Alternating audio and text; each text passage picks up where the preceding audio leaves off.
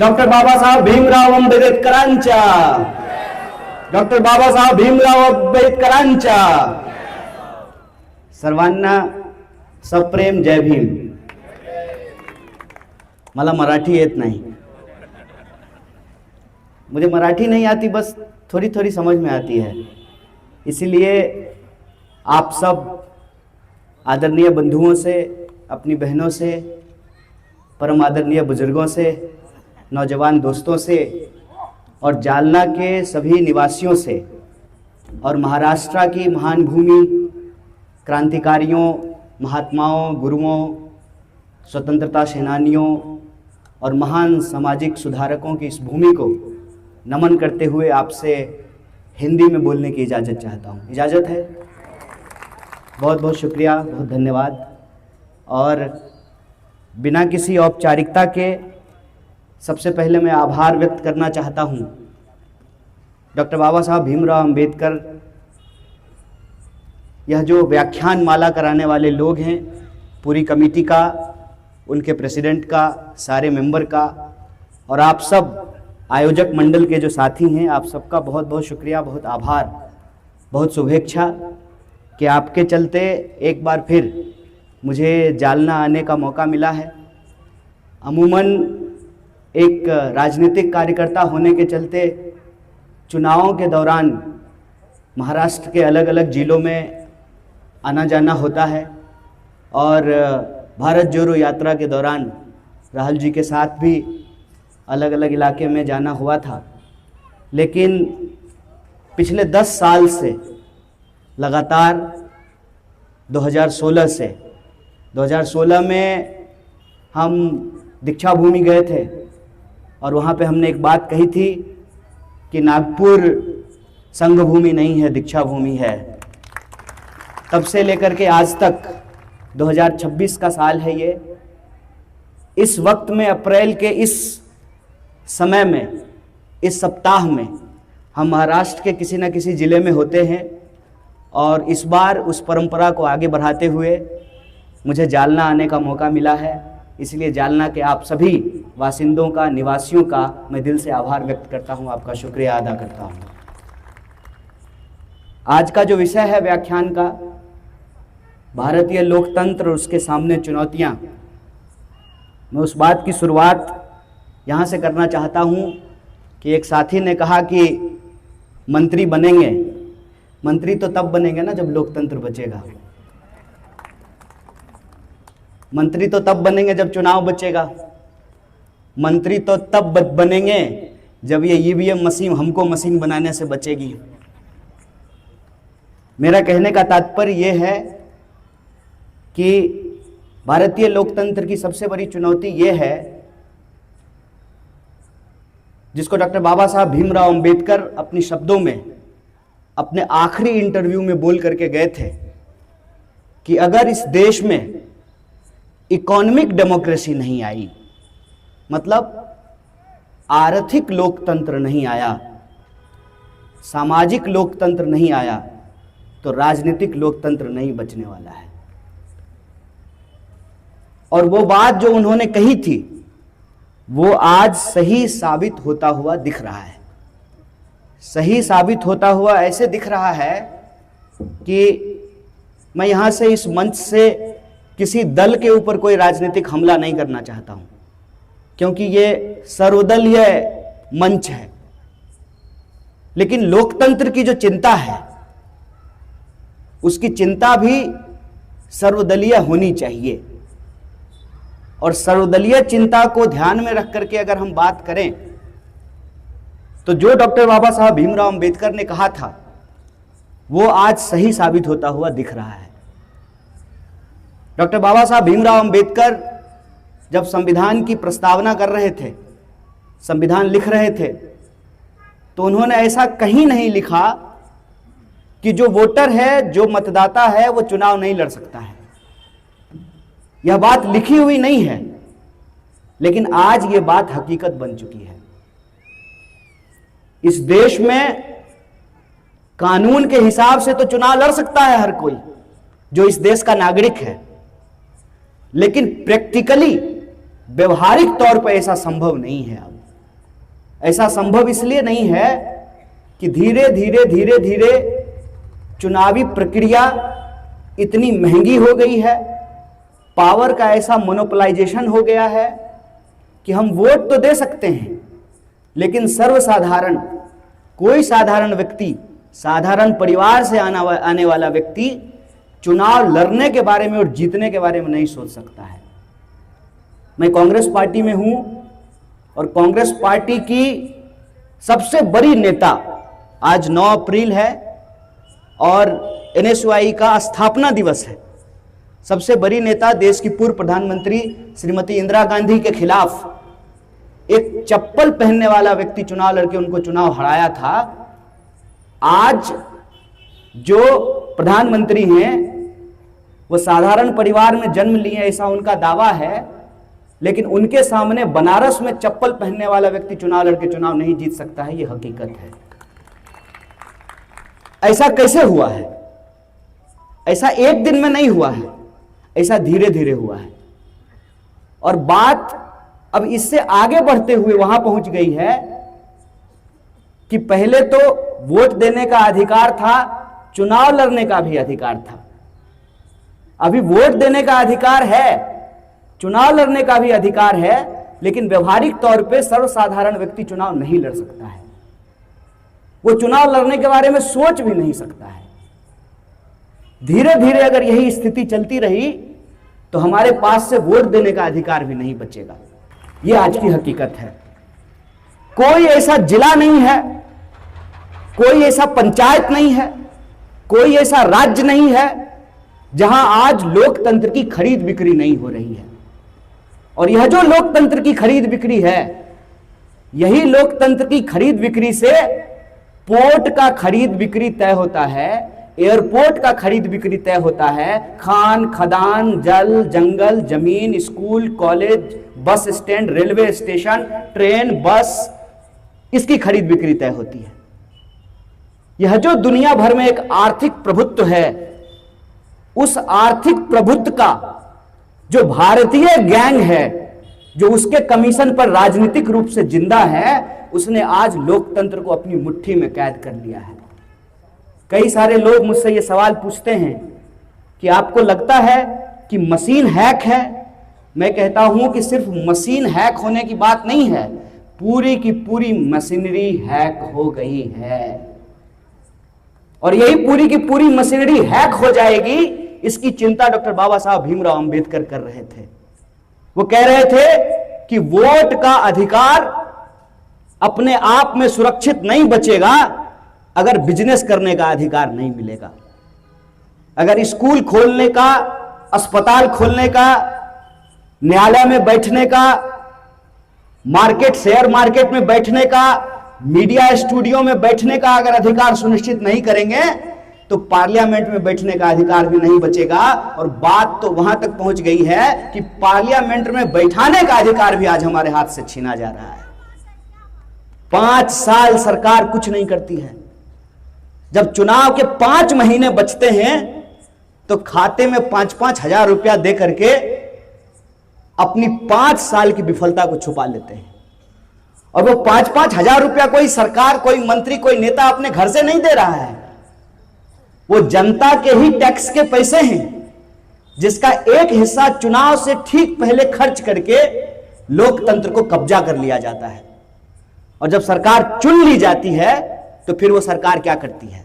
वो सरकार सरकारी स्कूल बंद करती है, सरकारी बस बंद करती है, सरकारी रेल बंद करती है, सरकारी खदान, सरकारी जंगल, सरकारी नदी, सरकारी पहाड़ वो अपने प्राइवेट दोस्तों को देती है। नारा देश का लगाया जाता है, देश सबसे ऊपर है, लेकिन चुनाव जीतते ही दोस्त सबसे ऊपर हो जाता है। यह आज की हकीकत बनती जा रही है। इसीलिए अगर हम सब, और यह मैं सर्वदलीय बात कर रहा हूं, आप किसी पार्टी के कार्यकर्ता हो, कोई फर्क नहीं पड़ता है, आप किसी पार्टी के कार्यकर्ता हो, आप झंडा उठा करके दिन रात मेहनत करते हैं, पार्टी की विचारधारा, मैं कह रहा हूं कोई विचारधारा हो, आप पोस्टर लगाते हैं, आप झंडा लगाते हैं, आप कार्यक्रमों में जाते हैं, धरना प्रदर्शन रैलियों में जाते हैं, लेकिन जब टिकट बटेगा तब कहा जाएगा कि विजिबिलिटी नहीं है, इसकी विजिबिलिटी नहीं है। इसकी विजिबिलिटी कहां से आएगी? इसकी विजिबिलिटी वहां से आएगी कि चुनाव में यह शराब बांट सकता है कि नहीं बांट सकता है, चुनाव में यह सरपंचों को, प्रधानों को, जिला परिषद, क्या जेडपी मेंबर बोलते हैं ना, जेडपी मेंबरों को खरीद सकता है कि नहीं खरीद सकता है, शराब का ठेका चलाने वाला, पेट्रोल पंप चलाने वाला, बस स्टैंड चलाने वाला, ठेकेदारी करने वाला, उसको यह मैनेज कर सकता है कि नहीं कर सकता है। अगर वो रिजर्व सीट भी है तो उस रिजर्व सीट पे भी ऐसे रिजर्व व्यक्ति को टिकट दिया जाएगा जो पैसा खर्च करने की काबिलियत रखता हो, और कार्यकर्ता को कहा जाएगा कि तुमको जब सरकार आएगी ना तो किसी बोर्ड में एडजस्ट कर लेंगे। क्या कर लेंगे? एडजस्ट कर लेंगे। डेमोक्रेसी एडजस्ट करने के लिए नहीं होता है, डेमोक्रेसी में सबको अधिकार देने के लिए सुनिश्चित किया गया है। डॉक्टर बाबा साहब भीमराव अंबेडकर ने यह व्यवस्था की कि संविधान में हम कहां पैदा लिए हैं, हमारी औकात क्या है, हमारी जात क्या है, इसके आधार पर नहीं हम हेलीकॉप्टर से चलते हैं, कि हम फॉर्च्यूनर से चलते हैं, कि हम टूटी हुई साइकिल से चलते हैं। अमीर का वोट भी एक और जूता सिलने वाले का भी वोट एक, ऐसी व्यवस्था डॉक्टर बाबा साहब भीमराव अंबेडकर ने संविधान में किया था। तो सबसे बड़ी चुनौती यह है कि इस राजनीतिक लोकतंत्र को, यह जो आर्थिक और सामाजिक प्रभुत्व है, उससे इसको कैसे बचाया जाए, ये सबसे बड़ी चुनौती है। दूसरी चुनौती यह है कि चुनाव के दौरान जानबूझ करके विभाजन और नफरत, इस राजनीति को बहुत हवा दिया जाता है। और दुर्भाग्य की बात यह है कि समता मूलक राजनीति और विचार करने वाले दल और नेता भी कई बार इसके शिकार हो जाते हैं। अक्सर हमसे लोग यह सवाल पूछते हैं कि आप लोग एक जाति का समर्थन करते हैं और एक जाति का विरोध करते हैं। नहीं, जब हम कहते हैं मनुवाद से आजादी, ब्राह्मणवाद से आजादी, इसका यह मतलब नहीं है कि हम किसी धर्म के खिलाफ हैं, इसका यह भी मतलब नहीं है कि हम किसी जाति के खिलाफ हैं। हम सांप्रदायिकता के खिलाफ हैं और हम जातिवाद के खिलाफ हैं। जैसे आप स्त्री हैं, कोई पुरुष है, हर स्त्री जो है वो स्त्रीवादी हो यह जरूरी नहीं है, और हर पुरुष पुरुषवादी हो यह जरूरी नहीं है। लेकिन पुरुषवादी होना और स्त्रीवादी होना आपका चॉइस है। आप किस जाति में पैदा हुए हैं यह आपके हाथ में नहीं है, लेकिन आप जातिवादी हैं कि नहीं हैं यह आपका चॉइस है। हमको जाति से दिक्कत नहीं है। इस देश में जन्म लिए हैं तो हमारी कोई ना कोई जाति होगी, इस देश में जन्म लिए हैं, हमारा कोई ना कोई धर्म होगा, लेकिन हम धर्मवादी हैं कि नहीं हैं यह हमारे विचार पर निर्भर करता है, यह हमारी सोच पर निर्भर करता है। हम किसी जाति में पैदा लिए हैं लेकिन हम जातिवादी हैं कि नहीं हैं यह हमारे व्यवहार पर निर्भर करता है, यह हमारे सोच पर निर्भर करता है। तो जब डॉक्टर बाबा साहब भीमराव अंबेडकर ने कहा पूंजीवाद और ब्राह्मणवाद इस देश के दो सबसे बड़े दुश्मन हैं, यह मैं नहीं कह रहा हूं, ये डॉक्टर बाबा साहब भीमराव अंबेडकर ने कहा है। और जब डॉक्टर बाबा साहब भीमराव अंबेडकर को हर दल, चाहे वो बीजेपी हो, कांग्रेस हो, कम्युनिस्ट हो, समाजवादी हो, कोई भी दल, चाहे वो शिवसेना हो, उद्धव की सेना हो, हर कोई 14 तारीख को डॉक्टर बाबा साहब भीमराव अंबेडकर के मूर्ति पर माल्यार्पण करेंगे। दक्षिणपंथी, वामपंथी, मध्य मार्गी, हर तरह के दल जब डॉक्टर बाबा साहब भीमराव अंबेडकर के मूर्ति पर माल्यार्पण कर रहे हैं तो उस मूर्ति पर माल्यार्पण करने का क्या मतलब है? उस मूर्ति पर माल्यार्पण करने का तो यह मतलब होना चाहिए ना कि उनके विचारों पर चला जाए, उनके बताए मार्गों पर चला जाए, उनके विचारों का अनुसरण किया जाए, उनके विचारों पर आधारित भारत राष्ट्र का निर्माण किया जाए और भारत में रहने वाले लोगों को उन आधारों पर अधिकार दिया जाए। मजेदार बात यह है कि जो डॉक्टर बाबा साहब भीमराव अंबेडकर कहते थे, आज उन विचारों को छोड़ करके सब कुछ किया जाता है। मूर्ति बनाना, बड़े बड़े आयोजन करना, बड़ी बड़ी तस्वीरों पे बड़ी बड़ी मालाएं चढ़ाना, लेकिन जो मूल बात है कि जो उन्होंने दो दुश्मन कहे हैं, उस दुश्मन के खिलाफ ना कोई सामाजिक आंदोलन है, ना कोई राजनीतिक आंदोलन है, ना कोई सांस्कृतिक आंदोलन है। सामाजिक आंदोलन भी जरूरी है, सांस्कृतिक आंदोलन भी जरूरी है और राजनीतिक आंदोलन भी जरूरी है। सामाजिक आंदोलन इसलिए जरूरी है कि यह जो वाद होते हैं, जो ऊंच नीच पर आधारित होते हैं, उसका शिकार कोई एक तबका नहीं होता है।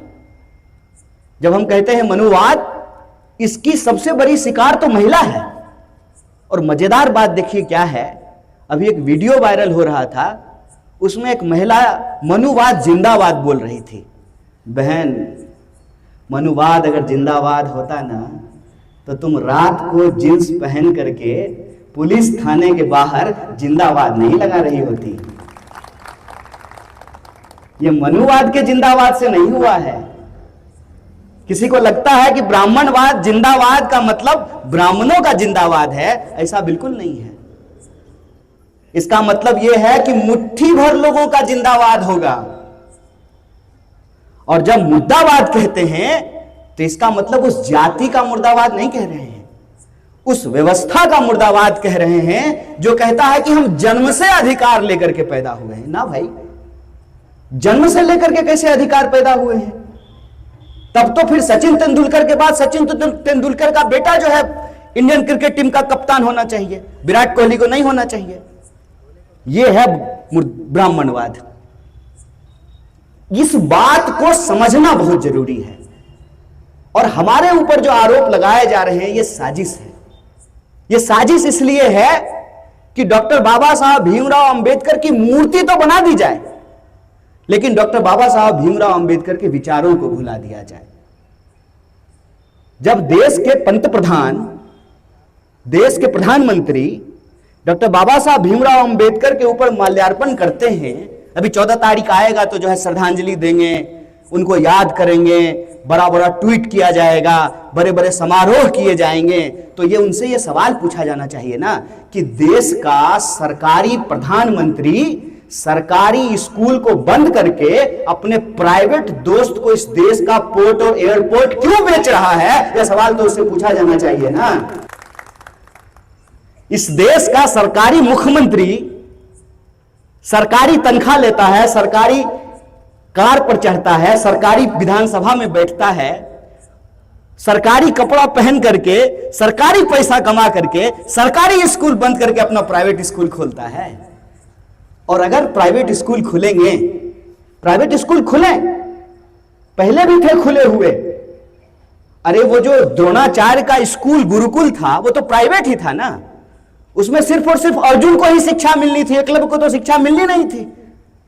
वो तो सिर्फ और सिर्फ जो है राजा के बच्चों के लिए ही सुरक्षित था ना। ये तो सरकारी स्कूल है ना, जिसमें किसी के भी बच्चे जाकर के पढ़ सकते हैं। ये तो सरकारी स्कूल है, ये संविधान की व्यवस्था है। ये संविधान की व्यवस्था है कि आपका जन्म किसी भी घर में हुआ हो, आप पढ़ लिख करके इस देश के शासन प्रशासन में शामिल हो सकते हैं। इस देश का संविधान आपको अधिकार देता है कि आप चुनाव लड़ करके इस देश का पंतप्रधान बन सकते हैं, इस देश का मुख्यमंत्री बन सकते हैं। यह तो संविधान की ताकत है ना, यह तो संविधान की आजादी है ना। अभी मैं एक वीडियो देख रहा था, भारत के नोट को दिखा रहे थे, भारत को नोट दिखा रहे थे कि जिस नोट पे गांधी नहीं है वो नोट बहुत अच्छा लगता है। अरे भाई, गांधी अगर नहीं होता ना तो इस देश में नोट ही नहीं होता, इस बात को तुम याद कर लो। राजा के, रानी के पेट से राजा पैदा हो रहा था ना, जनता के वोट से शासक बनेगा, यह तो संविधान की व्यवस्था है। और संविधान की व्यवस्था और संविधान की प्रस्तावना की जो मूल बातें हैं, हम भारत के लोग, भारत के लोग मतलब सभी लोग, मंदिर जाने वाले लोग, मस्जिद जाने वाले लोग, बौद्ध मठों में जाने वाले लोग, गुरुद्वारों में जाने वाले लोग, चर्चों में जाने वाले लोग, और वैसे भी लोग जो कहीं नहीं जाते हैं। पाथर पूजे हरी मिले तो मैं पूजूं पहाड़, काकर पाथर छाड़ के माजिद लियो बनाए, तापर मुल्ला बांग दे बहरो भयो खुदाए। हम कबीरपंथी हो, हम किसी गुरु को मानते हो, किसी संत को मानते हो, किसी परंपरा को मानते हो, यह भारत विविधता में एकता वाला देश है। इस देश में रहने वाला हर वो व्यक्ति जो इस देश का नागरिक है, हम भारत के लोग एक भारत को प्रभुत्व संपन्न समाजवादी धर्मनिरपेक्ष लोकतांत्रिक गणराज्य। क्या मतलब होता है गणराज्य का? गणराज्य का मतलब यह नहीं होता है कि तुम मुझे चंदा दो मैं तुम्हें धंधा दूंगा, तुम मुझे चंदा दो उससे मैं हेलीकॉप्टर लूंगा, चुनाव जीतूंगा, लोगों के खाते में 5-5 हजार रुपया पहुंचाऊंगा, गुंडा माफिया चोर बेईमान सबको इकट्ठा करूंगा, मीडिया खरीदूंगा, दिन रात हमारा रील बनेगा, हमारा प्रचार होगा, वाहवाही होगी, उसके बाद लोकतंत्र को हैक करके पूरी की पूरी मशीनरी को हैक करके चुनाव जीत जाएंगे। अगर चुनाव नहीं जीतेंगे तो एमएलए खरीद लेंगे। यही हो रहा है ना। और बाकी देश में तो बताइए एमएलए खरीदा जाता है, हमारे यहां तो चीफ मिनिस्टर ही खरीद लिया है, बिहार में चीफ मिनिस्टर ही खरीद लिया है। ऐसा कमाल का भारतीय लोकतंत्र में चीफ मिनिस्टर हुए हैं जो बोले कि हम मुख्यमंत्री हो लिए हैं, अब हमको राज्यसभा जाने का मन कर रहा है। मतलब कलेक्टर कहे कि अब हमको थोड़ा सा प्यून बनने का मन कर रहा है, हम बहुत दिन डीएम रह लिए हैं, अब थोड़ा हमको प्यून बनने का मन कर रहा है। बताइए, विश्वास होने वाली बात है? और इस बेईमानी को, इस चोरी को, इस गुंडागर्दी को कहते हैं ये चाणक्य नीति है। अरे चाणक्य कब बोला था? चाणक्य कब बोला था कि जीते हुए एमएलए को खरीद लो? चाणक्य कब बोला था कि जो बनी हुई पार्टी है उसको तोड़ दो? कमाल हुआ महाराष्ट्र में, 2-2 शिवसेना, 2-2 एनसीपी, एक कह रहा है मैं असली, दूसरा कह रहा हूं मैं असली। बताइए, उद्धव जी के सामने सबसे बड़ी चुनौती यह है कि शिंदे साहब कह रहे नहीं बाला साहब ठाकरे हमारे हैं, वो कह रहे मेरे पापा, वो कह रहे नहीं हमारे हैं। देखा आपने ना? और ये क्यों हुआ? ये इतना इन्वेस्टमेंट किस लिए हुआ है? इतना इन्वेस्टमेंट इसलिए हुआ है कि धारावी अच्छा नहीं लगता है। क्यों? क्योंकि धारावी में गरीब लोगों का घर है। एक गरीब लोग धारावी में जा करके रहते हैं, 2 पैसा कमा लेते हैं, उनका बच्चा अच्छा कपड़ा पहनने लगता है, एप्पल का मोबाइल ले लेता है, रील बनाता है, इन्फ्लुएंसर बन जाता है, अमेरिका चला जाता है, स्लम डॉग मिलेनियर होने लगता है। बोला धारावी अच्छा नहीं लगता है। धारावी को हटा करके वहां पे अदानी जी को लाया जाएगा, ऊंची ऊंची बिल्डिंग बनाई जाएगी, एकदम ऊंचा ऊंचा। इसके लिए तो सरकार जीतना जरूरी है ना। और तब जो है महाराष्ट्र के मुख्यमंत्री डायलॉग मार रहे थे, मेरा पानी उतरता हुआ देख करके किनारे पे घर नहीं बना लेना, मैं लौट करके आऊंगा। अरे मेरे पास अदानी होता तो हम भी शायर हो जाते हैं। आप थोड़ी शायरी कर रहे हैं, वो तो दौलत शायरी करवा रही है आपसे। ये खेल आप समझ रहे हैं? किस देश से, राजनीति से विचार को गौन करो, संविधान की ताकत का इस्तेमाल करो।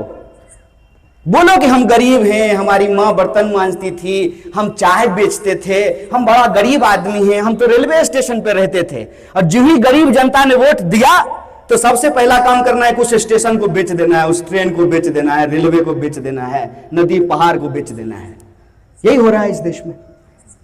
लोकतंत्र की दूसरी सबसे बड़ी चुनौती यह है कि हमको नागरिक से दोबारा भीड़ बना दिया जाए, हमसे हमारा ही वोट लेकर के। वैसे ही जैसे कुल्हाड़ी के पीछे वो लकड़ी का बेत लगा होता है ना, वो जो कुल्हाड़ी जिससे लकड़ी काटी जाती है उसके पीछे लकड़ी ही लगी होती है।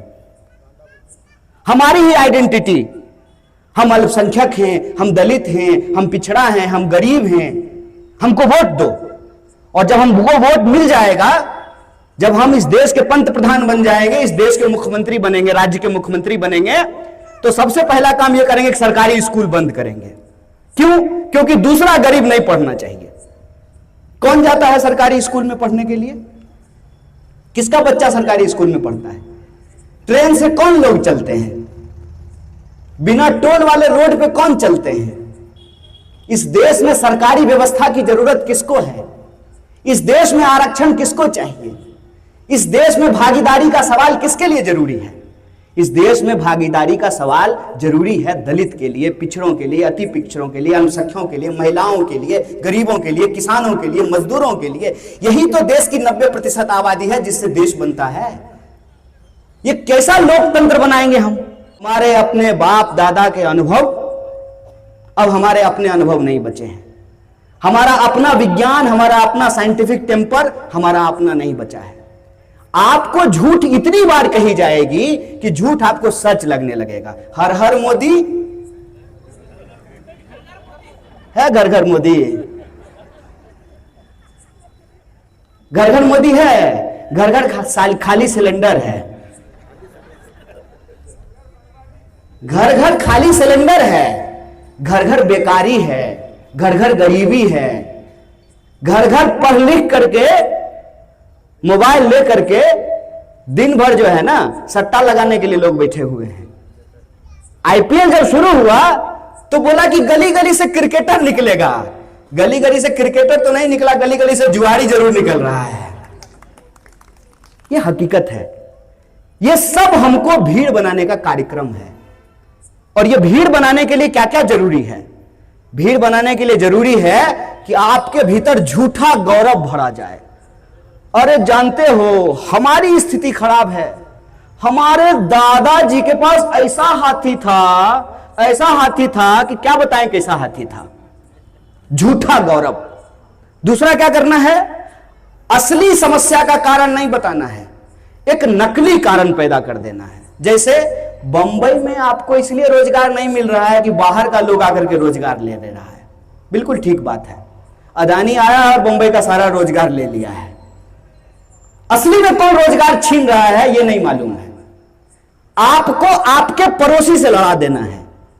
और बुनियादी सवाल, नाला में पानी क्यों बह रहा है, ढक्कन क्यों खुला हुआ है, नल में पानी क्यों नहीं आ रहा है, पानी गंदा क्यों है, सिलेंडर क्यों नहीं मिल रहा है, महंगाई क्यों बढ़ रही है, शिक्षा क्यों महंगा हो गया है, यह सवाल गायब है। बताया क्या जा रहा है? विश्व में डंका बज रहा है। कहां डंका बज रहा है? कैसे डंका बज रहा है? जरा हमको समझाओ तो झूठा गौरव, झूठा प्रचार और नफरत, इससे आपको धीरे धीरे अंधश्रद्धा की तरफ धकेल करके, देखे ना आप, हम भी जाते हैं मंदिर, हम भी मंदिर जाते हैं, भगवान को देखते हैं, पूजते हुए देखते हैं, लेकिन आपने देखा ना लोग लाइन लगा करके गणेश जी को दूध पिला रहे थे। गणेश जी भगवान है ना, तो गणेश जी भगवान है तो उनको आपके दूध की जरूरत है। और ये तो वही बात हो गई ना कि एक जादूगर जो है कागज से पैसा बना रहा था। मैं ये कहानी अक्सर लोगों को सुनाता हूं। मेरा स्कूल रेलवे स्टेशन के बाहर था। मैं स्कूल से पढ़ करके निकला तो एक जादूगर जादू दिखा रहा था। गिली गिली गिली गिली पम पम छू, बड़ा कलाकार था। आजकल ऐसे ही कलाकार पैदा होते हैं, हाथ हिला हिला करके भाषण देते हैं। प्रधानमंत्री भी बहुत अच्छा भाषण देते हैं। आज बंगाल जाकर के कह रहे थे भय और भरोसा। हमने कहा हाँ, ज्ञानेश गुप्ता को आपसे भय लग रहा है और आपको ज्ञानेश गुप्ता पे बहुत भरोसा है। हाथ हिला हिला करके बोल रहा था जादूगर। जादूगर जादू दिखाते दिखाते क्या किया, कागज से पैसा बना दिया। हमको लगा कि अरे ये तो कमाल बात है, मैं बेकार ही जो है 5 घंटा स्कूल में पढ़ रहा था, इस जादूगर के साथ हो लेता हूं, हम भी कागज से पैसा बनाना सीख लेंगे। हम ऐसा सोच ही रहे थे कि जादू खत्म हो गया, और जादू खत्म हो गया और वही जादूगर पैसा मांगना शुरू कर दिया।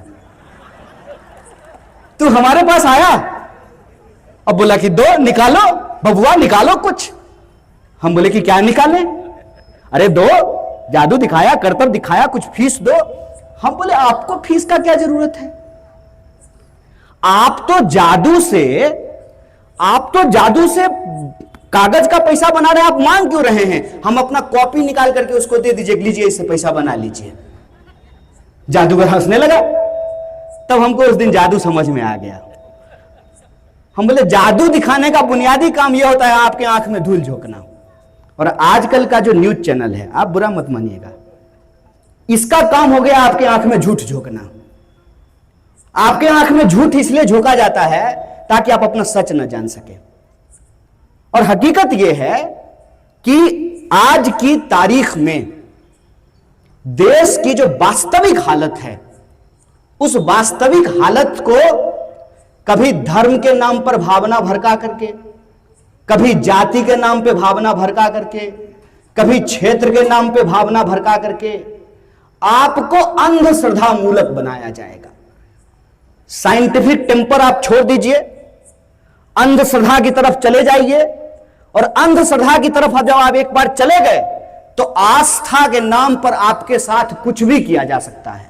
आपने देखा ना महाराष्ट्र का, वो पढ़ी लिखी महिलाएं हैं जो उस नासिक वाले बाबा के पास जा रही थी, वो पढ़ी लिखी महिलाएं हैं। ये एप्स्टीन फाइल निकला, ये महाराष्ट्र का एप्स्टीन फाइल है। बड़े बड़े नेता, बड़े बड़े नौकरी करने वाले, बड़े बड़े ब्यूरोक्रेट, आईएएस, आईपीएस, बिजनेसमैन, उनके घर की महिलाएं हैं। क्या लेने के लिए जा रही थी? आस्था के नाम पे, आस्था के नाम पे आशीर्वाद लेने के लिए जा रही थी। बताइए, उनसे ये पूछना चाहिए ना कि जो मूर्ति में प्राण प्रतिष्ठा डाल सकते हैं तो सिलेंडर उनको दे दीजिए, बोलिए जरा इसमें गैस भर दो तो। और किसके नाम पे हमको बेवकूफ बनाया जाता है? झूठा गौरव। एक नौजवान आया और बोला कि कुछ भी हो जाएगा, हमको तो एकदम हिंदू राष्ट्र चाहिए। हम बोले कि पहले तो बताओ तुम कौन सा हिंदू हो, मांस खाने वाला हिंदू हो कि मांस नहीं खाने वाला हिंदू हो? क्योंकि जब तुम हिंदू बोलते हो तो फिर तुमको यह मालूम नहीं है कि इस धर्म की विविधता क्या है। इस धर्म की विविधता हिमालय से लेकर के कन्याकुमारी तक हर 2 कोस 4 कोस में बदल जाता है। खान पान से लेकर के, रहन सहन से लेकर के, बोली विचार से लेकर के, हर चीज में इसकी विविधता बदलती रहती है। तो तुम ना ये खेल तो बंद कर दो।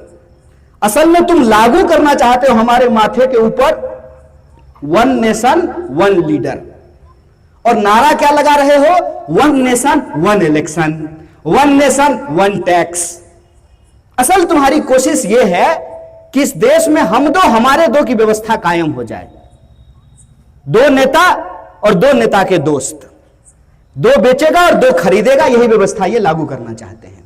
बाकी हम सब जो नागरिक हैं हम गुलाम बन जाएं, हम वापस से भीड़ बन जाएं। 5 साल में एक बार चुनाव हो नाम का, 2000-4000 हमको कुछ दे दिया जाए, लेकिन इस देश की सारी संपत्ति, सारे के सारे ताकत 2-4 लोगों के हाथ में चला जाए। इसके लिए आस्था का नाम, धर्म का नाम, अंधश्रद्धा का प्रचार यह बहुत जरूरी हो गया है। साइंटिफिक टेम्पर को समाप्त कर दिया जाए। सवाल पूछना है सरकार से, यह व्यवस्था समाप्त हो गई है। कोई टीवी चैनल खोल लीजिए, सुबह से शाम तक राहुल गांधी को गाली बकते रहता है। बताइए, राहुल गांधी देश के प्रधानमंत्री हैं। सवाल तो सत्ता से पूछा जाएगा ना, कि सवाल विपक्ष से पूछा जाएगा।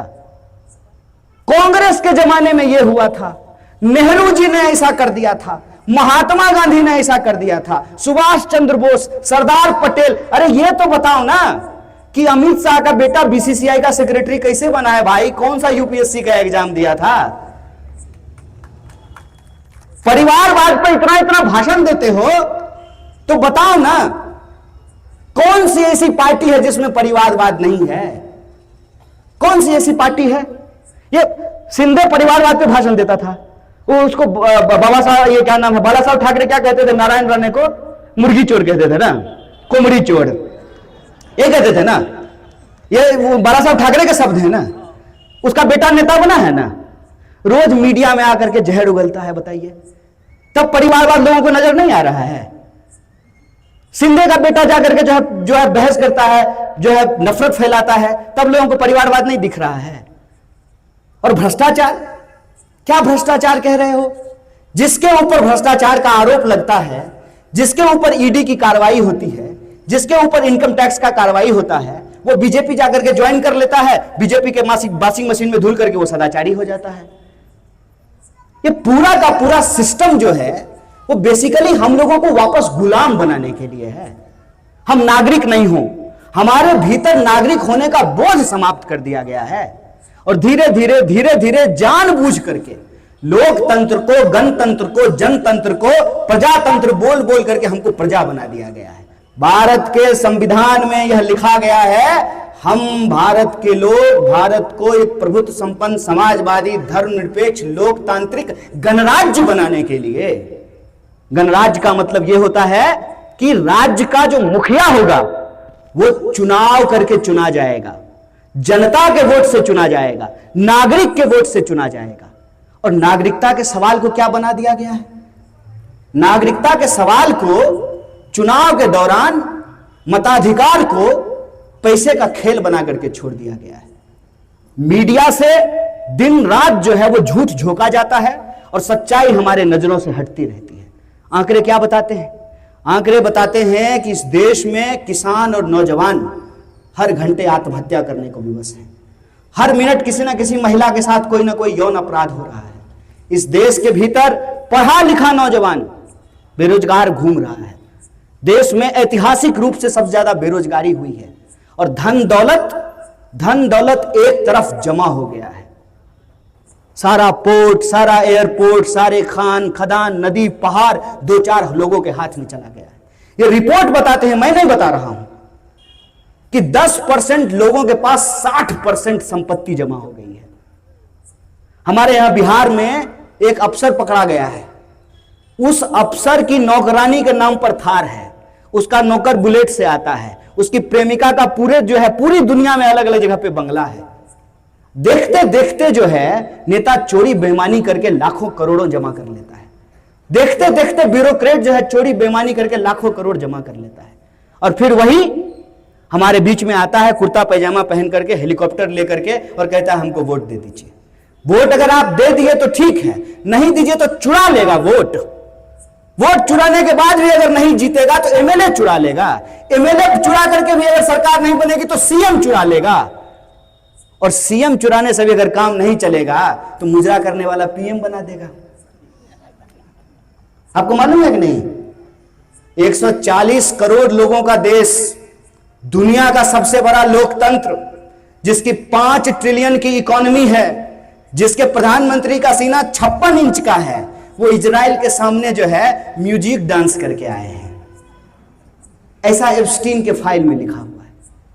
लोकतंत्र की चुनौती यह है कि लोकतंत्र को लाठी तंत्र बना दिया गया है और गणतंत्र को गणतंत्र बना दिया गया है। बंदूक, लाठी, कोर्ट, मानहानि का मुकदमा, गुंडा, मीडिया, झूठ, इससे पूरे के पूरे लोकतंत्र को कब्जा कर लिया गया है। इसीलिए आज जब हम डॉक्टर बाबा साहब भीमराव अंबेडकर को याद कर रहे हैं तो लोकतंत्र की आज के दौर में 3 सबसे बड़ी चुनौती है। पहली चुनौती कि लोकतंत्र तभी कायम रहेगा जब आर्थिक और सामाजिक लोकतंत्र की तरफ देश को लेकर के जाना पड़ेगा। दूसरा कि जो हमको नागरिक से भीड़ बनाने की कोशिश की जा रही है, हमको अपने नागरिक बोध को बचा करके रखना पड़ेगा। और तीसरा, जो हमारी वास्तविक सच्चाई है, रियलिटी है, उससे दूर हटा करके जो हमारे आंख में धूल झोंका जा रहा है, हमको अंधश्रद्धा मूलक बनाया जा रहा है, साइंटिफिक टेम्पर से दूर करके हमको जो नफरत की राजनीति में उलझाया जा रहा है, विभाजन और बंटवारे की राजनीति में उलझाया जा रहा है, जैसे अंग्रेज डिवाइड एंड रूल करते थे, आज की तारीख में डाइवर्ट एंड रूल किया जा रहा है। यह देश सबका देश है। इस देश में, इस देश के संविधान ने सबको बराबरी का अधिकार दिया है और बराबरी तभी कायम होगी जब सबकी भागीदारी सुनिश्चित की जाएगी। वोट देने का अधिकार तो दे दिए, अगर जज नहीं बनाएंगे। वोट देने का अधिकार तो दे दिए, अगर हॉस्पिटल नहीं खोल पाएंगे। वोट देने का अधिकार तो दे दिए, अगर बिजनेस में नहीं जा पाएंगे, शेयर मार्केट में अपना प्रतिनिधित्व सुनिश्चित नहीं कर पाएंगे, तो यह राजनीतिक लोकतंत्र बिना आर्थिक और सामाजिक लोकतंत्र के बिना कायम नहीं रह सकता है। ऐसा डॉक्टर बाबा साहब भीमराव अंबेडकर ने अपने आखिरी इंटरव्यू में कहा था। और फिर सबसे बड़ी चुनौती यही होगी कि गरीब का वोट लेने के लिए, परफॉर्मेंस करने के लिए, रील बनाने के लिए गरीब को ही सामने कर दिया जाएगा, लेकिन असली ताकत सत्ता का असली चाबी पीछे बैठे हुए 2-4 लोगों के हाथ में रहेगा। इसीलिए सामने से जब प्रधानमंत्री परफॉर्म करते हैं तो उनके पास असली ताकत नहीं है। असली ताकत ट्रंप के पास है, असली ताकत इजराइल के पास है, असली ताकत एप्स्टीन गैंग के पास है, और उसके जो नुमाइंदे इस देश में बैठे हुए हैं वो इस देश की सत्ता को, इस देश की शक्ति को नियंत्रित करके चला रहे हैं।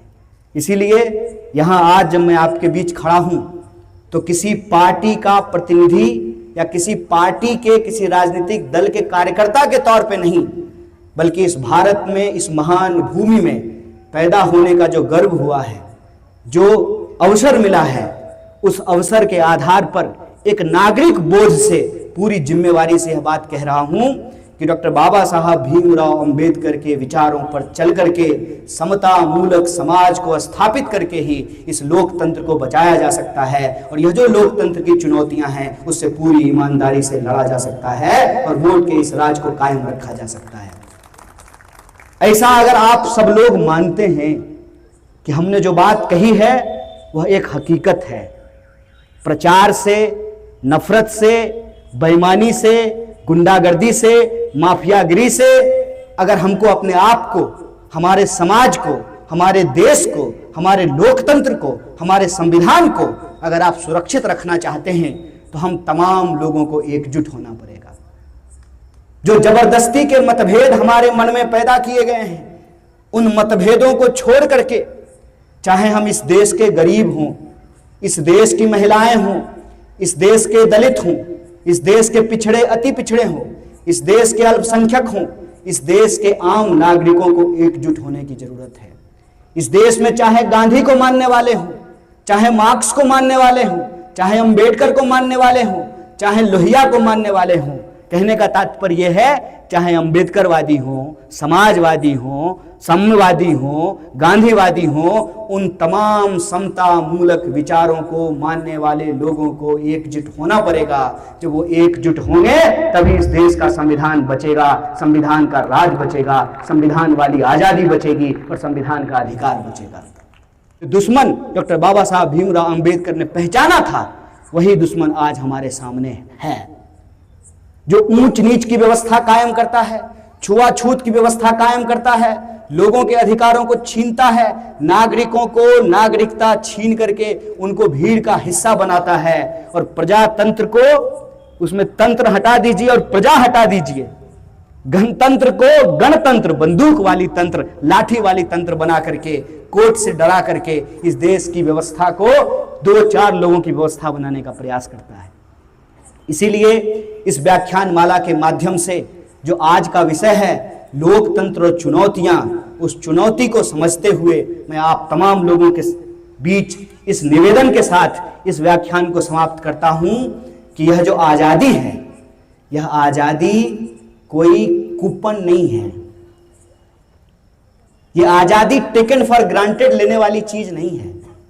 यह आजादी लंबे संघर्षों के बाद, बलिदानों के बाद और भारतीय चिंतन परंपरा में जो समता मूलक विचार हैं, चाहे वो बुद्ध के विचार हों, चारवाक के विचार हों, संतों महात्माओं के विचार हों, उस समता मूलक विचारों को लेकर चलने वाला जो हमारा संविधान है, उसकी रक्षा करके ही हम इस देश को बचा करके रख सकते हैं। और तब हम गर्व से कह सकते हैं कि यह भारत दुनिया का सबसे सुंदर देश था, सबसे सुंदर देश है, और इसको हम दुनिया का सबसे सुंदर देश बना करके रखेंगे। बहुत बहुत शुक्रिया, बहुत बहुत धन्यवाद। और इसी नारे के साथ एक बार पुनः डॉक्टर बाबा साहब भीमराव अंबेडकर को याद करते हुए अपनी बात को खत्म करूंगा। डॉक्टर बाबा साहब भीमराव अंबेडकरांचा, डॉक्टर बाबा साहब भीमराव अंबेडकरांचा।